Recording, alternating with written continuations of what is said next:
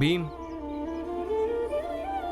అప్పుడు నాకేం చెప్పాలో తోచలేదు. అందుకే నేను అలా చెప్పాను, ఆ అమ్మాయి మూగదని. ఒకసారి వెళ్ళి ఆమెకు చెప్పి రావాలి. ఎందుకంటే పొరపాటున ఏమన్నా మాట్లాడిందంటే అప్పుడు చాలా పెద్ద సమస్య అవుతుంది. లేదు బాలాన్నయ్య, ఆమె ఏమీ చెప్పదు. ఎందుకంటే ఆమెకి బాగా తెలుసు ఎవరైతే ఆమె గురించి అడగడానికి వచ్చారో అలాంటి వాళ్ళు ఆమె ఊరిలో కూడా ఉన్నారు. వాళ్ళు ఆమె పట్ల ఇలాగే ప్రవర్తిస్తూ ఉండి ఉంటారు. అందుకని బాలాన్నయ్య, నువ్వు ఆమె గురించి ఏమీ బాధపడకు. కానీ ఆమెతో ఒకసారి మాట్లాడాలి. భీమాబాయ్, నేను పని వెతుక్కోవడానికి వెళ్తున్నాను. అన్నట్టు భీమ్, ఆనంద్, ఇప్పుడు స్కూల్ లేదు కాబట్టి మీరిద్దరూ ఇంట్లోనే ఉండి చదువుకోండి. మంజులా, నువ్వు కూడా.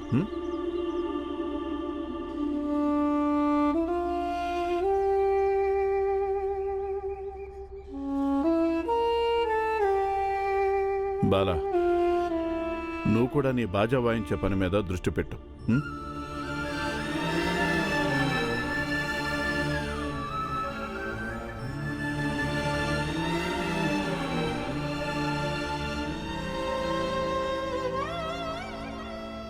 చూడు బాబు, జీవితంలో సమస్యలు వస్తూనే ఉంటాయి. కానీ ఆ సమస్యలతో పాటుగానే జీవితాన్ని గడపాల్సి ఉంటుంది.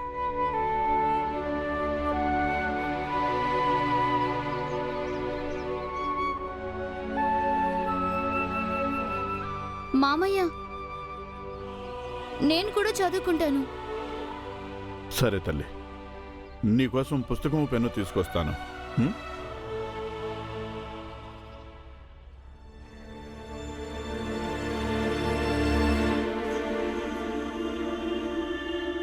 అమ్మా, నువ్వు వెళ్ళి ఆమెతో మాట్లాడతావా?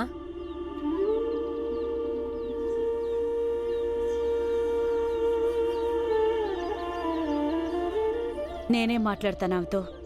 దీని గురించే. స్వామి, ఆ అమ్మాయి మోగది. బాలా ఇంకా భీమరావు కూడా ఆ అమ్మాయి గురించి మాకేం చెప్పలేదు. మోగదా? అవును స్వామి. అయితే వాళ్ళిద్దరూ మీకు ఏమీ చెప్పలేదా? లేక మీ ఇద్దరికీ వాళ్ళని అడగటం చేతగాలేదా? లేదు స్వామి, మేము అడిగి చూసాము. కానీ భీమరావు ఇంటి బయట ఒక కాగితం అంటించాడు. దాని మీద విశ్రాంతి గృహం అని రాశాడు. ఇంకా అంటున్నాడు, ఎవరైనా సరే డబ్బులిచ్చి ఆ కుటీరంలో విశ్రాంతి తీసుకోవచ్చంట. ఇక అలా అన్నాక మాకేం అర్థం కాలేదు స్వామి. వాడిని ఏం అడగాలో, ఎలా అడగాలో. అసలు సిగ్గుందా మీకు? ఒక చిన్న జాతి పిల్లాడు తన తెలివి ఉపయోగించి మీ ఇద్దరి మెదడు పనిచేయటం ఆగిపోయేలా చేశాడు. అరే, ఇప్పుడు వాళ్ళు మనకు చెప్పకపోతే చుట్టుపక్కల గ్రామాలకు వెళ్ళి ఆరా తీయండి. ఎవరో ఒకరు ఉంటారుగా ఆ మూగమ్మాయి గురించి ఎంతో కొంత తప్పనిసరిగా తెలిసిన వాళ్ళు. అలాగే స్వామి. చూడండి, ఒకవేళ ఈ పని చెయ్యలేకపోతే నీ ఈ దరిద్ర మొహం మళ్ళీ ఎప్పుడు నాకు చూపించద్దు. ఈ ఊళ్ళో అందరికంటే నువ్వు ధనవంతుడివి కావచ్చు, కానీ ఒక్క పని కూడా నీ వల్ల కాదు, వేరే వాళ్లతోనూ చేయించలేవు. వెళ్ళో.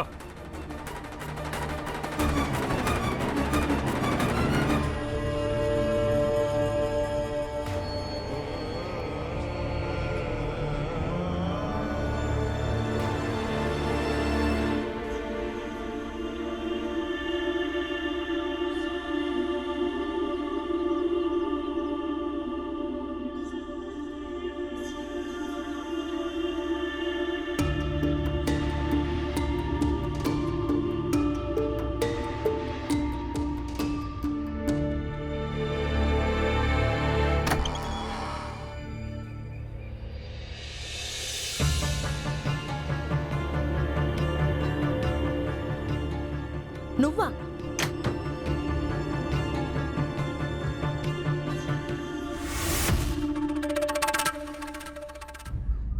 ఈ అమ్మాయి గురించి వివరాలు తెలుసుకోవాలి.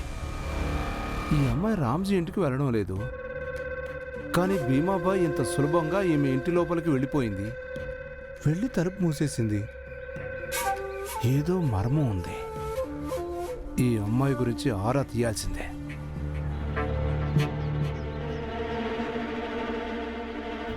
చూడండి, నా కాళ్ళు ఇప్పుడు నేల మీద లేవిదిగో ఈ బట్ట మీద ఉన్నాయి.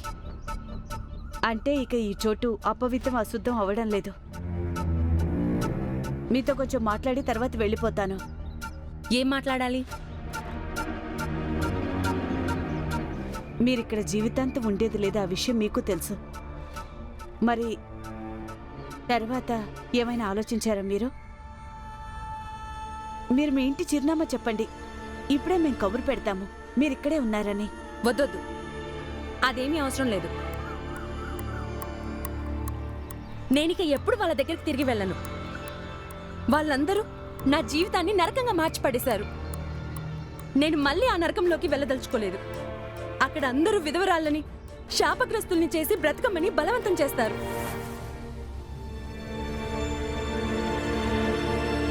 అయితే ఇంకొక ఉపాయం ఉంది. ఏంటది? సావిత్రిబాయి ఫూలే పేరు వినే ఉంటారుగా మీరు. పూనాలో వాళ్ళది ఆశ్రమం ఉంది. అక్కడికి వెళ్ళండి మీరు. అక్కడ వితంతువులకు చదువు నేర్పించి ప్రయోజకుల్ని చేస్తారు. కానీ నాకు ప్రయోజకురాలను అవ్వాలని లేదు.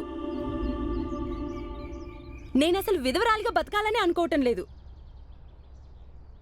నేను మళ్ళీ పెళ్లి చేసుకొని సుమంగలిగా బతకాలని ఆశపడుతున్నాను. సంతోషంగా ఉండాలనుకుంటున్నాను. సమాజంలోని ఈ బలవంతపు బంధాలని తెంపుకోవాలనుకుంటున్నాను. బాలా చెప్పాడు నాకు. ఎవరో ఉన్నారంటే కదా, అతను మీతో జీవితం పంచుకోవాలనుకున్నాడంట. కానీ అతను అక్కడికి రాలేదంట. అతని చిరునామా అయినా చెప్పండి, నేను వెళ్ళి అడుగుతాను అతను తను ఎందుకు రాలేదు అని. ఎలా వెళ్తావు నువ్వు? అతని కుటుంబం ఆ ఊర్లో అందరికంటే పెద్ద జాతి, ఇంకా గొప్ప కుటుంబం. ధర్మం, కర్మ, సాంప్రదాయాలు ఇవన్నీ వాళ్ళు తూచా తప్పకుండా పాటిస్తారు. మీలాంటి వాళ్ళ నీడ సైతం వాళ్ళ ఇంటి చుట్టుపక్కల పడినా వాళ్ళందరూ అశుద్ధమైపోతారు. ఒకవేళ ఈ విషయం వాళ్ళకి తెలిసిందనుకో, అది వాళ్ళ అబ్బాయి ఒక విధవరాలైన అమ్మాయిని ప్రేమిస్తున్నాడని, పెళ్లి చేసుకోవాలనుకుంటున్నాడని, అప్పుడు వాళ్ళసలు ఒప్పుకుంటారా? మేం దూరంగా వెళ్ళి మా జీవితాన్ని ప్రారంభించాలనుకున్నాం. అందుకే ఇంట్లో నుండి పారిపోయా. కానీ ఇప్పుడు గనక అతని కుటుంబానికి తెలిసిందంటే నువ్వు అతన్ని వెతకడానికి వచ్చావని, అప్పుడు వాళ్ళు నన్ను విధవరాల కంటే ఎక్కువగా ఈ విషయంలో ఎప్పటికీ అంగీకరించరు.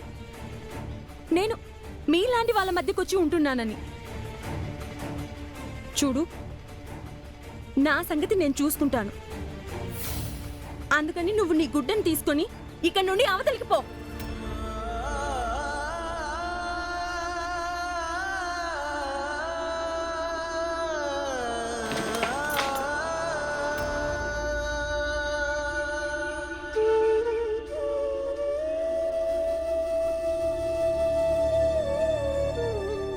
అమ్మా,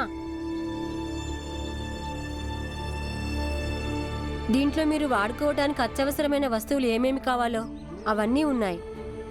బాలా అన్నయ్య ఎక్కడ బాజా వాయిస్తాడో ఆ పక్కనే ఒక దుకాణం ఉంది. అక్కడి నుంచి ఇవన్నీ అప్పు చేసి తీసుకొచ్చాడు. సంచి పడేసేయండి. ఆ తర్వాత లోపలున్న సామాన్లు తీసి మీరు వాడుకోవచ్చు. ఎందుకంటే వాటిని మేము అంటుకోలేదు.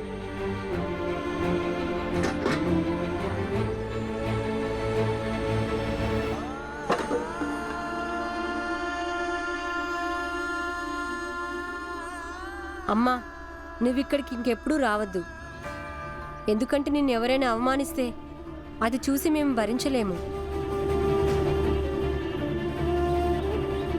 మేము ఎంత చిన్న జాతి వాళ్ళమైనా కావచ్చు, కానీ మా దృష్టిలో మా అమ్మ అందరికంటే గొప్ప, అందరికంటే ఉన్నతమైన స్థానం అమ్మా నీది.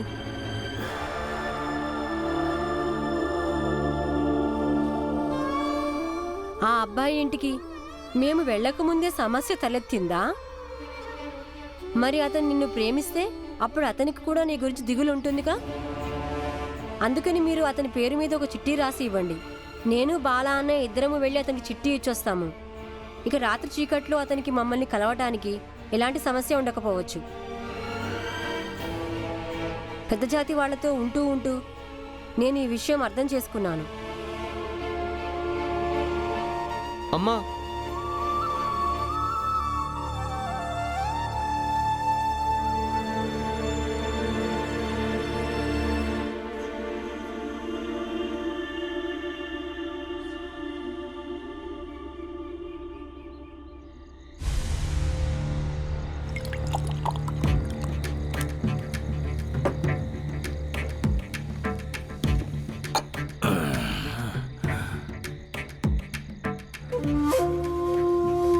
మూగదానమేంటి? అవును, ఆమె మూగదే. పాప మేమే ఏమీ మాట్లాడలేదు. ఈ ఊళ్ళో అందరికంటే నువ్వు ధనవంతుడివి కావచ్చు, కానీ ఒక్క పని కూడా నీ వల్ల కాదు, వేరే వాళ్లతోనూ చేయించలేవు.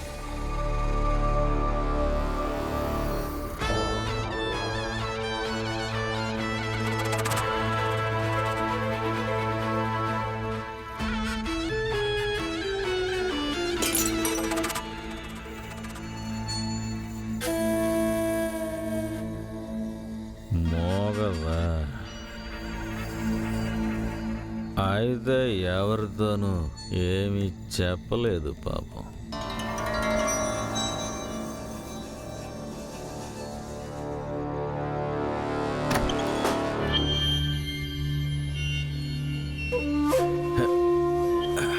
భయపడకు, భయపడకు, కంగారు పడకు, భయపడద్దు. నేను నీకు మంచి చేయడానికి వచ్చానే పిచ్చిదానా. ఆగు, ఆగు. ఇదిగో, ఇది చూడు. తీసుకో, తీసుకో, తీసుకో, తీసుకో. అరే,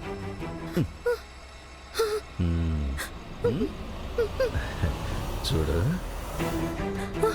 బయట చీకటిగా ఉంది, ఎవరికి ఏం తెలియదమ్మాయి. ఇప్పుడు ఏదైతే ఈ మూసిన గదిలో జరగబోతుందో ఇక నువ్వు ఎవరికి చెప్పుకోలేవు కూడా. రా, ఎందుకంటే నువ్వు మోగదానివి కదా.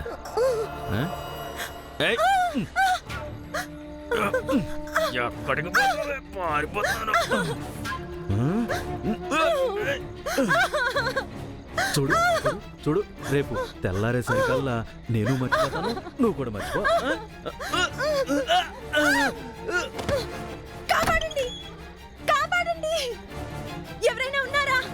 కాపాడండి.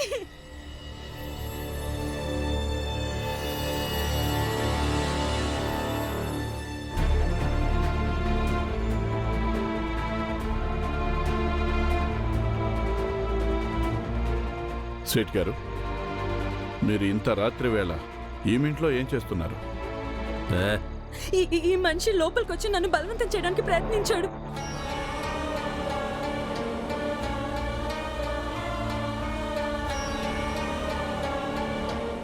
లేదు లేదు, ఈ అమ్మాయి అబద్ధం చెప్తుంది.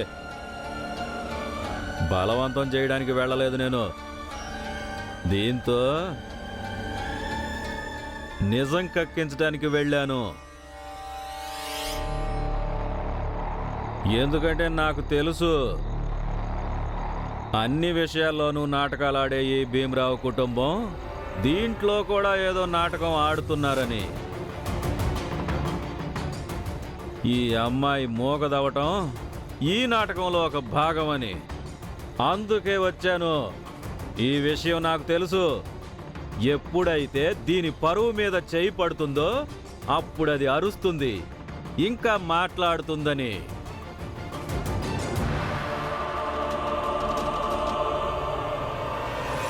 ఇప్పుడు మీరందరూ అడగండి దీన్ని, ఇది ఎవరో, ఎక్కడి నుంచి వచ్చిందో, అసలు ఎందుకు వచ్చిందో అని. అంతకన్నా ముందు భీమరావు కుటుంబం వాళ్ళు ఇది చెప్పాల్సి ఉంటుంది. ఈ అమ్మాయి ఎవరో, ఎక్కడి నుంచి వచ్చిందో అనేది. ఈమెకి ఇప్పుడు ఏమీ చెప్పాల్సిన అవసరం లేదు. నేను చెప్తాను. ఈమె మా ఇంట్లో ఇప్పుడు అద్దెకి ఉంటుంది. ఈమె ఎప్పటి వరకైనా ఇక్కడే ఉండొచ్చు, ఎందుకంటే ఈమె అద్దిస్తుంది. వద్దంటే వెళ్ళిపోతుంది. మీరు లోపలికి వెళ్ళండి. ఏ ఆగు, నిన్నే ఆగు. నీకు చెవుడా ఏంటి? ఆగు. ఏ ఆగు.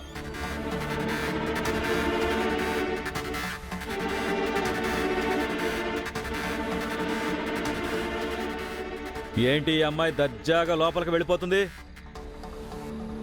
ఆ? మీరెవరు ఈ అమ్మాయిని అడగరా? ఆమెకు మేము అద్దెకిచ్చాం. మీరు ఆమెను ఈ విధంగా ఇబ్బంది పెట్టడం ఏం బాలేదు. రే బాలా, ఎక్కడైతే అనుమానం ఉంటుందో అక్కడ ప్రశ్నలన్నీ ఎక్కువ ఉంటాయి. నువ్వు మాకు అబద్ధం చెప్పావు. ఈ అమ్మాయి మూగది, ఏమీ మాట్లాడలేదని. ఇక మీరు చెప్పిన అబద్ధం కారణంగా మా మనసులో అనుమానం పుట్టింది. సేటు గారు చాలా మంచి పని చేశారు. ఈ అమ్మాయి గురించి చెప్పి తీరాలి, తను ఎవరో ఎక్కడి నుంచి వచ్చిందో అని.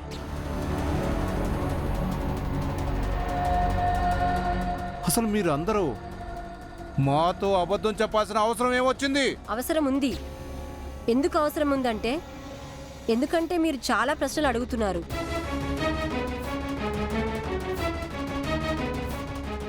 మన వీధిలోకి ఒకరు వచ్చారు. ఇక మీరు వీరికి అతిథి మర్యాదలు చేయటం పోయి ఈమెను ఏడిపిస్తున్నారా? అరే, నీ అతిథి మర్యాదలు తొంగలో తొక్కు. ఏ అమ్మాయి చూడు, ఒకవేళ నువ్వు ఇక్కడ ఉండాలంటే నిజం చెప్పి తీరాల్సిందే, లేకపోతే నిన్ను ఇక్కడ ఉండనేమో. ఏమంటారు? అవును, చెప్పి తీరాల్సిందే.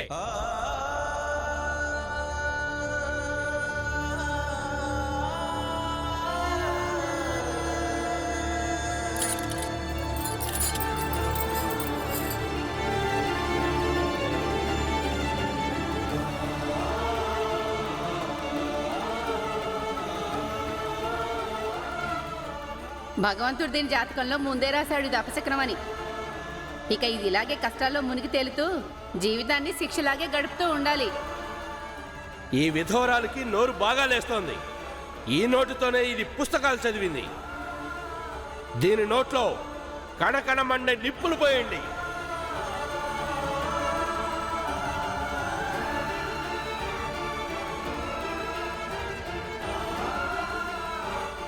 నిజం తెలుసుకుని వీళ్ళందరూ ఈమెను కూడా అలాగే చేస్తారు, ఎలాగైతే మాధవి అక్కను చేశారు. మేము నిజం తెలుసుకోవాలి. ఏమంటారు? ఈమె నిజం చెప్పి తీరాల్సిందే. చెప్పండి వీళ్ళకి నిజం, లేకపోతే వీళ్ళందరూ వాళ్ళ పని పాట వదిలేసి ఇక్కడే కూర్చుంటారు. భీమ్, అవును బాలా అన్నయ్య, ఈమె నిజం చెప్పనివ్వు. మనకి కూడా తెలియదుగా నిజమేంటో, మనకు కూడా తెలియాలిగా. మరి చెప్పండి నిజం. వీళ్ళకి ఏమి చెప్పొద్దు, మౌనంగా లోపలికి వెళ్ళిపోండి. చెప్పండి నిజం, చెప్పండి. ఏ ఎక్కడికి వెళ్తున్నావు? తలుపుదారు, బయటికి రా. బయటికి రా. లోపల దాకుంటే వదిలిపెట్టేది లేదు. సేటు గారు చాలా సరిగ్గా చెప్పారు, నువ్వు చెప్పి తీరాల్సిందే. సేట్ గారు,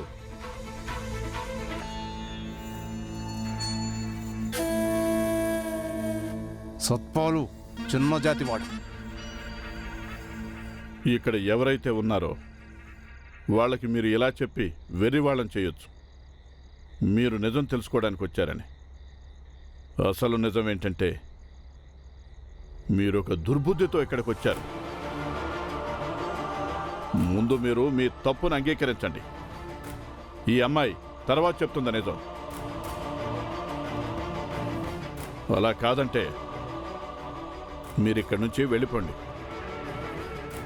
మళ్ళీ ఇంకెప్పుడు ఇక్కడికి తిరిగి రావద్దు. ఏంటి, నా ఈ మాటని గుర్తు పెట్టుకోండి. సేటు గారు ఇప్పుడు వీడిని అస్సలు రెచ్చగొట్టద్దు. పదండి, వెళ్ళిపోదాం. పదండి సోదరులారా, వీడి సంగతి తర్వాత చూసుకుందాం. రండి సేటు గారు, రండి.